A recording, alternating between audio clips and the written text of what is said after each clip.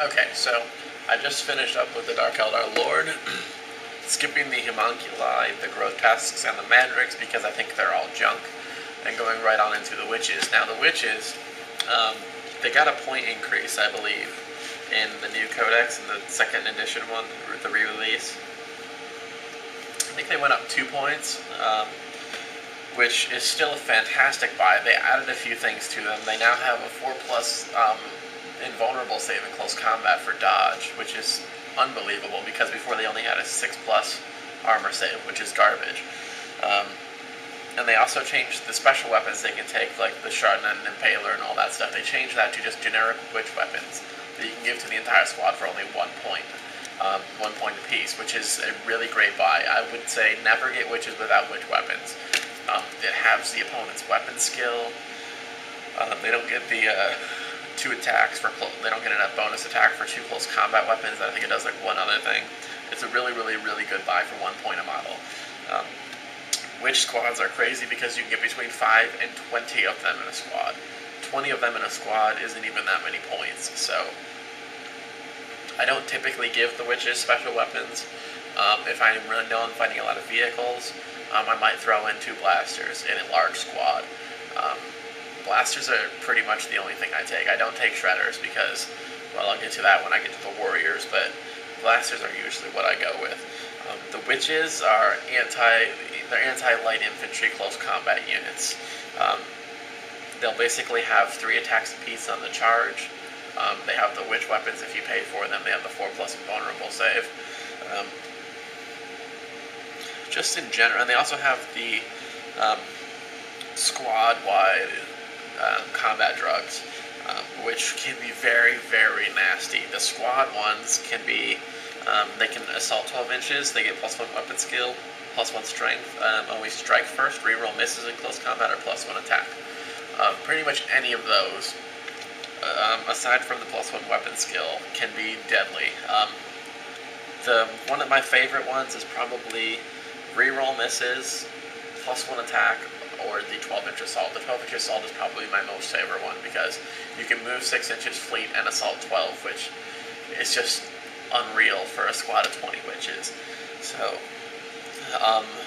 witches are really like the elite assault unit. The normal warriors can't take 2 close combat weapons. They're stuck with their rifles.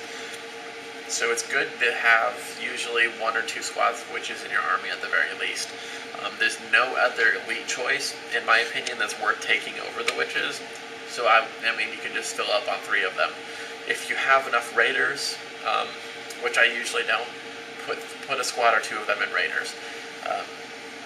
Nothing beats flying 12 inches, 24 inches across the board on the first turn, 12 inches the next turn, disembark 2 inches, you can fleet 6 inches, and then possibly assault 12, so I'd definitely keep that in mind.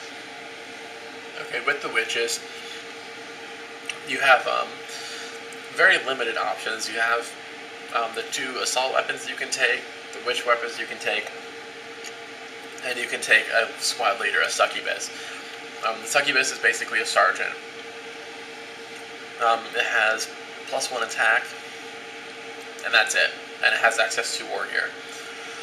If you're fighting things like Marines, or you're going into a tournament, and you don't know who you're fighting, I would definitely get a succubus. It's only 8 extra points. I would get the succubus and give it something like the Punisher and Tormentor helm. All in all, it'll be somewhere around an extra 30-35 points, but you have that in the squad. If you run into a squad of like Space Marines, instead of depending on them failing all of their saves, you get to, every turn you'll have somewhere around 3 or 4 or 5 power weapon attacks at strength 4, just to even things out and just start taking out those Space Marines. And you can make it the last guy that dies too, so it's not an independent character, so they can't target it individually.